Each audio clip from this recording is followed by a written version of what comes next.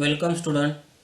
In this video lecture we learn some more points of chemical thermodynamics in part 10. The first point is standard enthalpy of reaction, then thermochemical equation, then standard enthalpy of formation, standard enthalpy of reaction from standard enthalpies of formation, then standard enthalpy of combustion, and the last one, that is bond enthalpy. All these points we are discuss one by one. First point, that is standard enthalpy of reaction. आता हा मुद्दा अभ्यासण्या अगोदर आपण एन्थॅल्पी of reaction काय असणार आहे त्याचा already study केला आहे.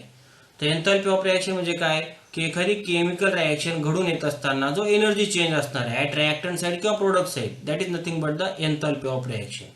मग आज आपण बघणार आहोत स्टँडर्ड एन्थॅल्पी ऑफ रिएक्शन.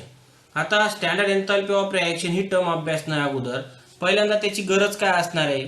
तर सपोज आपल्याला दोन रिएक्शन दिलेले असतील आणि त्या दोघं रिएक्शनचा एन्थॅल्पी चेंज आपल्याला कंपेअर करायचा असेल तर त्यावेळेस एक गोष्ट लक्षात घ्या की they are reported under a similar set of condition. की त्यांचे जर एन्थॅल्पी चेंज आपल्याला डिटरमाइन करायचा असेल किंवा आपल्याला कंपेअर करायचा असेल तर they are should be in a same set of condition. म्हणजे त्यांच्या टेम्परेचर आणि प्रेशरच्या कंडिशन जर सारख्या असतील then we can compare the enthalpy change for that different reactions. मग त्यासाठी आपण एक थर्मोडायनामिक स्टँडर्ड स्टेट कन्सिडर करतो. मग आता थर्मोडायनामिक स्टँडर्ड स्टेट काय असणार आहे तर बघा, the standard state of a substance is the form in which the substance is most stable at a pressure of 1 bar and a temperature 298 Kelvin. If the reaction involves species in a solution, its standard state refers to a 1 molar concentration.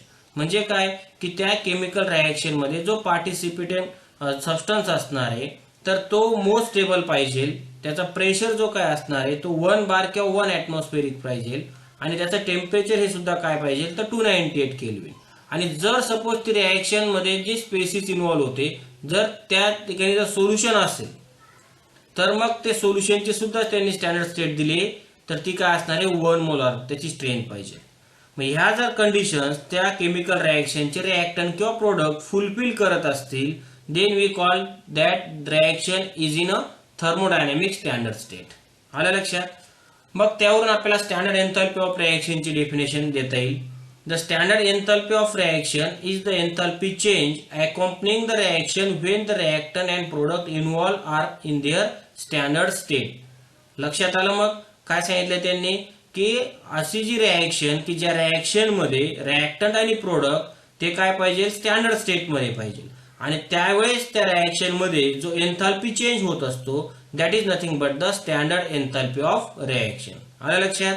मग त्या standard state कोणत्या असणार आहेत तर pressure हा 1 atmosphere पाहिजे किंवा 1 bar पाहिजे, टेम्परेचर हे जे असणार आहे ते 298 केल्विन आणि जर सोल्युशन असेल तर मग ते त्याची स्ट्रेंथ काय पाहिजे 1 मोलार कॉन्सन्ट्रेशन. तर मग ती काय झाली त्या रिएक्शनची ते जे स्पेसिस असणार आहे त्या रिएक्टंट किंवा प्रोडक्टची स्टँडर्ड स्टेट आणि मग त्या रिएक्शन मधला जो एन्थॅल्पी चेंज असणार आहे that should be a standard enthalpy of reaction. Okay. Thermochemical equation. The thermochemical equation is a balanced chemical equation along with the corresponding heat of reaction. Physical state of all product and reactants are mentioned.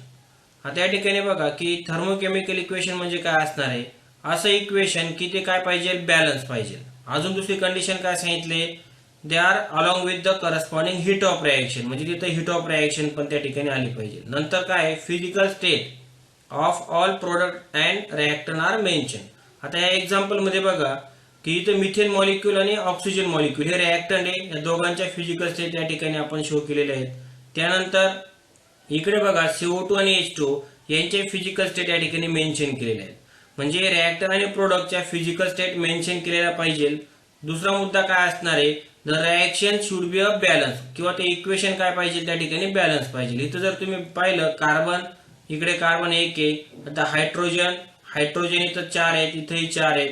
Oxygen इथं 4 आहेत, इथं पण oxygen हे 2 आणि इथले 2 4 म्हणजे oxygen carbon आणि hydrogen म्हणजेच रिएक्टर आणि प्रोडक्ट साइडला जे एलिमेंट्स असणार आहेत ते सुद्धा काय इथं बॅलन्स म्हणजे इक्वेशन काय झाली तर बॅलन्स झालं. फिजिकल स्टेट या ठिकाणी मेन्शन केलेले आहेत. आणि तिसरा मुद्दा काय असणार आहे करस्पॉन्डिंग हीट ऑफ रिएक्शन, म्हणजे इथे हीट, आता ही रिएक्शन घडून येत असताना जो एंथॅल्पी चेंज असणार आहे त्याला आपण हीट ऑफ रिएक्शन किंवा एंथॅल्पी ऑफ रिएक्शन म्हणत असतो, आणि तो पण या ठिकाणी आपण दिलेला आहे -890 किलोजूल.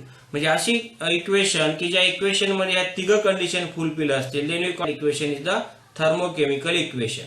आलं लक्षात? Standard enthalpy of formation. The standard enthalpy of formation of a compound is the enthalpy change that accompanies a reaction in which 1 mole of pure compound in its standard state is formed from its element in their standard state. Standard enthalpy of formation म्हणजे काय असणार आहे की जर आपल्याला एक मोल pure compound हा जर तयार करायचा असेल, तो पण त्याच्या स्टँडर्ड स्टेट मध्ये, आणि कशापासून तर फ्रॉम इट्स इलेमेंट, त्याचे जे कॉन्स्टिट्यूएंट एलिमेंट्स असतील त्याच्यापासून जर आपल्याला 1 मोल प्युअर कंपाऊंड बनवायचा असेल, आणि ते इलेमेंट सुद्धा काय पाहिजे, they are in their standard states. हा लक्षात? मग त्यावेळेचा जो एंथॅल्पी चेंज असणार आहे that should be called as the standard enthalpy of formation. हे एक्झाम्पल बघा या ठिकाणी, कार्बन आणि हायड्रोजन, इथं ग्राफाइट दिलंय, हा हायड्रोजन, ह्या दोघांची रिएक्शन झाली, आपल्याला मिथेन मॉलिक्यूल मिळाला. आता हा मिथेन मॉलिक्यूल आपण 1 मोल कन्सिडर केला, तो त्याच्या स्टँडर्ड स्टेट मध्ये असणार आहे. इथे त्याचे फिजिकल स्टेट पण आपण या ठिकाणी इंडिकेट केलंय. आणि हायड्रोजन आणि कार्बन हे सुद्धा जे कॉन्स्टिट्यूएंट एलिमेंट्स आहेत की जे दोघं हे तयार करतायत 1 मोल मिथेन मॉलिक्यूल, तर ते दोघं सुद्धा काय पाहिजे, they are in their standard state. मग त्यावेळेस जो एंथॅल्पी चेंज असणार आहे that should be called as the standard enthalpy of formation. मग या रिएक्शन साठी तो काय असणार आहे तर -74.8 किलो जूल. आणि म्हणून मग आपण या ठिकाणी लिहिलंय की enthalpy of formation for methane molecule is equal to -74.8 kilo joule per mole. आलं लक्षात? मग only about standard enthalpy of formation. Standard enthalpy of reaction from standard enthalpies of formation. आता यामध्ये काय असणार आहे बघा, the standard enthalpies of formation of a compound is use to determine standard enthalpies of reaction. काय असतं बघा, the standard enthalpies of formation of compound जर माहिती असेल तर त्याच्यावरून आपण standard enthalpies of reaction determine करू शकतो. पण त्यासाठी काय असणार आहे, आपल्याला काही रूल्स त्या ठिकाणी दिलेले आहेत. तर पहिला रूल काय असेल, standard enthalpies of formation of an element is 0. म्हणजे इलेमेंटल स्टेट मध्ये त्याचं स्टँडर्ड एंथॅल्पीज ऑफ फॉर्मेशन आपण 0 कन्सिडर करायचे. इथे एक्झाम्पल दिले बघा, standard enthalpies of formation for H2 molecule किंवा Cl2 किंवा कार्बन यांचं आपण काय मानलंय तर 0. का तर कारण हे सगळे काय आहेत त्याच्या इलेमेंटल स्टेट मध्ये. आलं लक्षात? दुसरं काय असणार आहे, standard enthalpies of formation of compound is equal to its standard enthalpy. म्हणजे standard enthalpy of formation of that compound is nothing but the standard enthalpy of that compound. ज्या कंपाऊंडचं स्टँडर्ड एंथॅल्पी ऑफ फॉर्मेशन असणार आहे तेच त्याचं काय असणार आहे, स्टँडर्ड एंथॅल्पी असणार आहे. मग आपण या ठिकाणी एक रिएक्शन कन्सिडर केली, general equation AA + BB it gives CC + DD. मग आता या ठिकाणी बघा, जर आपल्याला ह्या रिएक्शनचा standard enthalpy of reaction calculate करायचं असेल तर आपण काय केले, तर पहिल्यांदा standard enthalpy of formation at product at reactant side आपण डिटरमाइन करायचे, आणि ते आपण या पद्धतीने इंडिकेट करतो. आता इथे बघा, it is the summation of standard enthalpies of product minus summation of standard enthalpies of reactant. जर आपल्याला एंथॅल्पी ऑफ फॉर्मेशन कॅल्क्युलेट करायचं असेल तर आपल्याला प्रोडक्ट आणि रिएक्टंटचं एंथॅल्पी जे असणार आहे स्टँडर्ड एंथॅल्पीज ते माहिती पाहिजे. आणि अजून दुसरा मुद्दा काय असणार आहे की ज्या स्टँडर्ड एंथॅल्पीज हेच काय असणार आहे त्याचं स्टँडर्ड एंथॅल्पी ऑफ फॉर्मेशन. मग आपण हाच फॉर्म्युला रिअरेंज केला आणि काय लिहिलं इथे बघा की standard enthalpy of formation is nothing but the summation of standard enthalpies of formation of product minus summation of standard enthalpies of formation of reactant. आलं लक्षात? मग त्याच्यावरून आपण या ठिकाणी हा फॉर्म्युला आपल्याला मिळाला की ओव्हरऑल एंथॅल्पी ऑफ रिएक्शन जो असणार आहे standard enthalpy of reaction is nothing but the summation of enthalpies of formation of product minus summation of standard enthalpies of reactant. तर या फॉर्म्युल्याने आपल्याला स्टँडर्ड एंथॅल्पी ऑफ रिएक्शन जो असणार आहे तो डिटरमाइन करता येईल with the help of standard enthalpies of formation of product and reactant. Okay.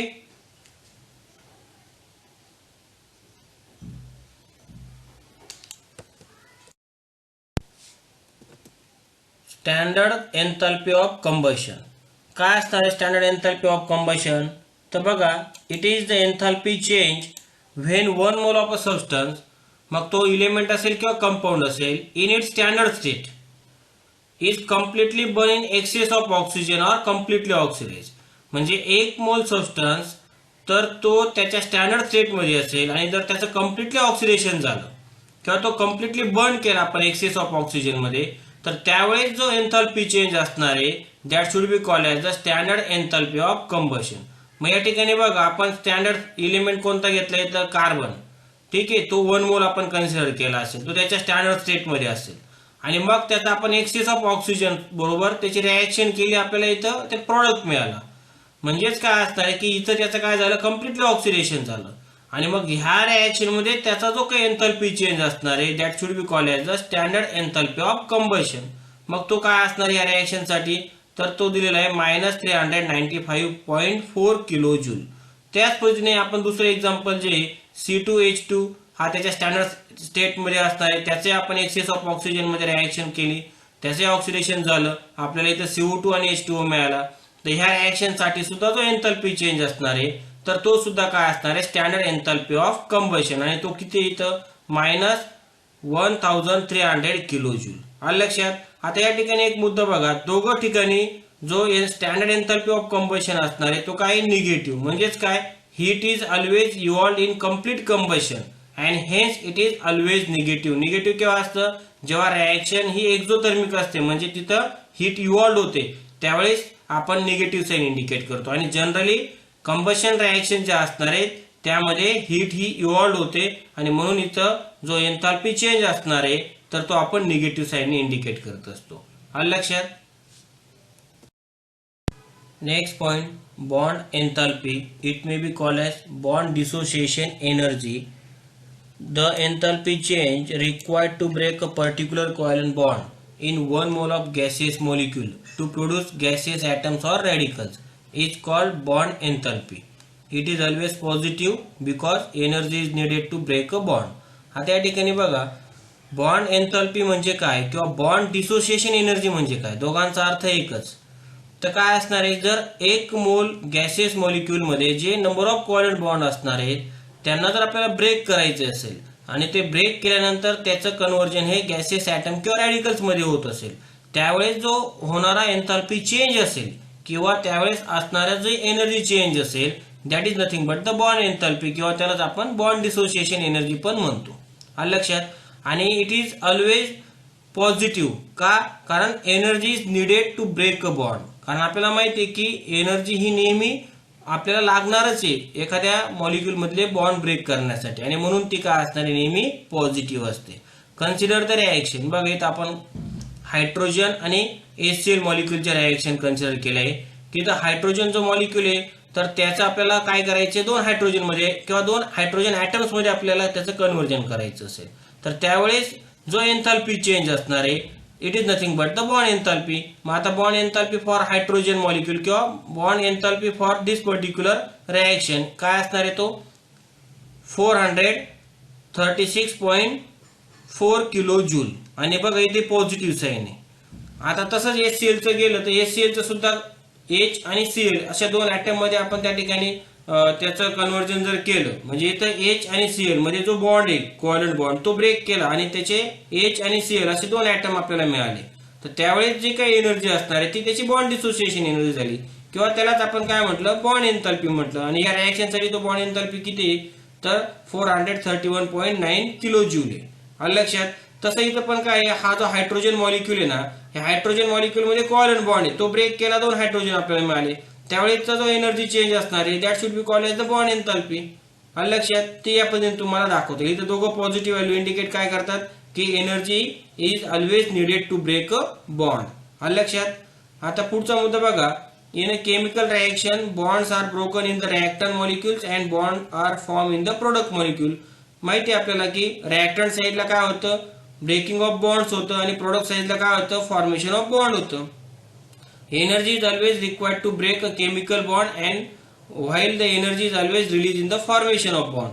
इथं बॉन्ड ब्रेक करायचे असेल तर आपल्याला एनर्जी नेहमी लागणार आहे आणि जेव्हा त्या ठिकाणी एखादा मॉलिक्यूल तयार होत असेल तर त्यावेळेस एनर्जी नेहमी रिलीज होणार आहे, म्हणून रिॲक्टंट साईजला आपल्याला एनर्जी द्यावी लागते, तर प्रोडक्ट साईजला त्या ठिकाणी एनर्जी रिलीज होत असते. आलं लक्षात? तर या ठिकाणी आपल्याला बॉन्ड एन्थाल्पी हा मुद्दा जो असणार आहे या पद्धतीने एक्सप्लेन करता येईल. Okay.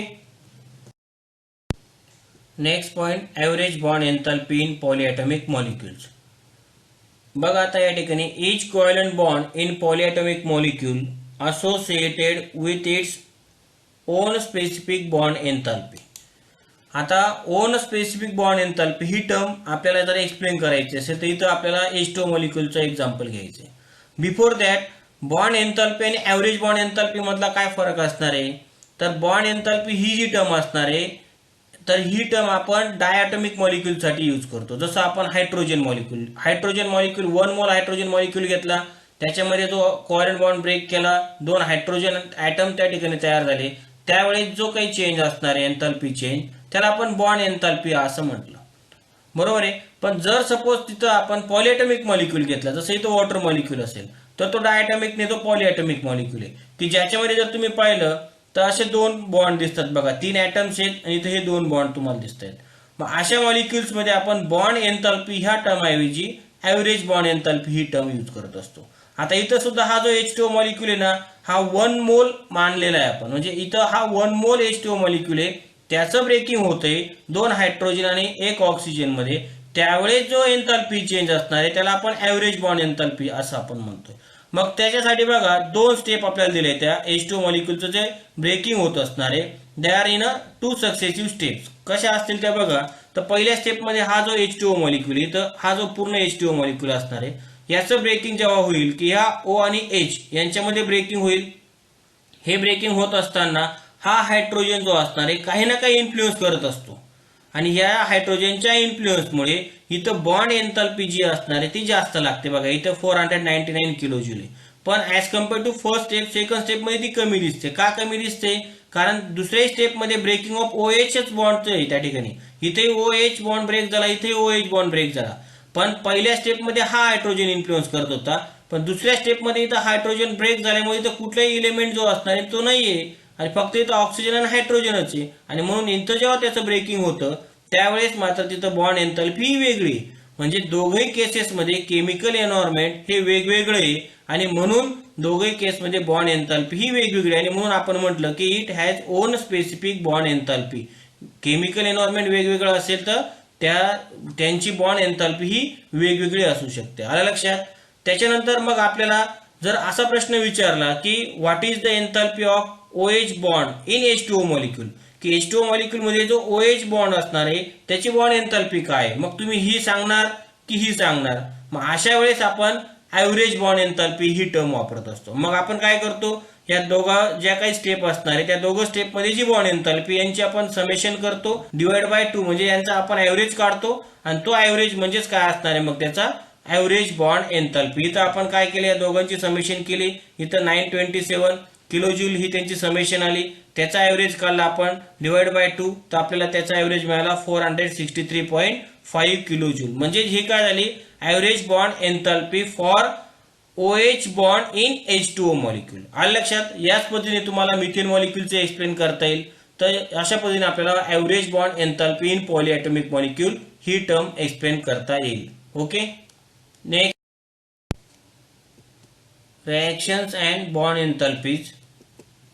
In a chemical reaction, bonds are broken and form. The enthalpies of reaction involving a substance having covalent bond are calculated by knowing the bond enthalpies of reactant and those in a product.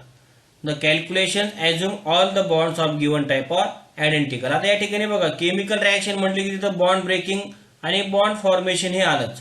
आता त्यामध्ये काय असणार, enthalpy of reaction involving substances having covalent bond. जर covalent bond असतील तर त्याचे enthalpies of reactant and those of product यांची माहिती घेऊन आपल्याला एन्थाल्पीज ऑफ रिएक्शन जो असणार तो डिटरमाइन करता येतो. पण त्यासाठी आपण काय कन्सिडर केलेले, तर all bonds are identical in manner. ते जेवढे बॉन्ड जे असणार आहे ते आयडेंटिकल मॅनर मध्ये आपण कन्सिडर केले. मग आता आपल्याला enthalpy change of reaction calculate करायचं असेल तर आपण काय केलं बघा, enthalpy change of reaction is equal to summation of standard enthalpies of reactant minus summation of standard enthalpies of product. या दोघांची समेशन आणि त्यांचा डिफरन्स काढला तर आपल्याला एन्थाल्पी ऑफ रिएक्शन मिळतं. मग तेच आपल्याला ह्या एक्झाम्पलच्या माध्यमातून सांगता येईल. Formation of HI molecule from H2 and I2. जर आपल्याला त्याच्या एन्थाल्पी ऑफ रिएक्शन या रिएक्शनसाठी काढायचं असेल स्टँडर्ड एन्थाल्पी ऑफ रिएक्शन, नंतर त्याचं काय मिळणार आहे बघा. मग आपल्याला इथं समेशन ऑफ रिएक्टंट जो असणार आहे, रिएक्टंट कोणती इथं H2 आणि I2 यांच्या स्टँडर्ड एन्थाल्पीज आपण डिटरमाइन केल्या. नंतर आपण HI मॉलिक्यूलची स्टँडर्ड एन्थाल्पी आपण डिटरमाइन केली. दोघांचा डिफरन्स आपण कॅल्क्युलेट केला तर आपल्याला एन्थाल्पी ऑफ रिएक्शन जो स्टँडर्ड एन्थाल्पी ऑफ रिएक्शन असणार आहे फॉर दॅट पर्टिक्युलर रिएक्शन तो इझिली डिटरमाइन करता येतो. तर या पद्धतीने तुम्हाला रिएक्शन अँड बॉन्ड एन्थाल्पीज हाही मुद्दा एक्सप्लेन करता येईल. ओके.